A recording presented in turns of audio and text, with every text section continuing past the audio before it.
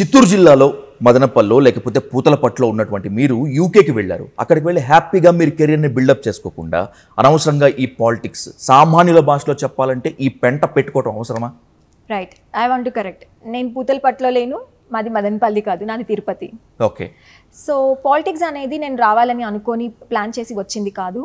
నాకు బాబుగారు అంటే ఇష్టంతో 2019 ఎలక్షన్స్లో అనుకోకుండా నేను యూకే వెళ్ళే ముందు ఇంటర్నేషనల్ ఎయిర్పోర్ట్లో సార్ని కలవడం జరిగింది. అప్పుడు జరిగిన పరిణామాలు అంటే అసెంబ్లీలో ఓడిపోయిన తర్వాత సార్ని హ్యూమిలియేట్ చేశారు. ఈ 151 ఎమ్మెల్యేస్ సార్ని 23 ఎమ్మెల్యేస్ ముందు కూర్చోబెట్టి చాలా దారుణంగా అవమానించారు.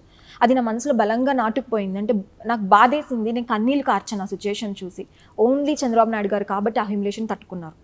సో ఆ టైంలో నేను బాధపడుతున్న టైంలోనే నేను యూకే వెళ్ళాల్సిన పరిస్థితి. అదే టైంలో బాబు గారిని కలిసినప్పుడు నేను సార్కి ఒక్క మాటే చెప్పాను, సార్ 2024 మనదే, అమరావతి మనదే, మీకు అంటే నేను ఆయనకు ధైర్యం చెప్పాను, సార్ నేనున్నాను, నా వల్ల ఏమైనా చేస్తాను అని. అప్పుడు నాకు పాలిటిక్స్లోకి రావాలని, నేను మాట్లాడతానని కూడా నాకు ఉద్దేశం లేదు. జస్ట్ పోస్టులు పెట్టేదాన్ని, దట్స్ ఇట్, టీడీపీకి సపోర్ట్గా.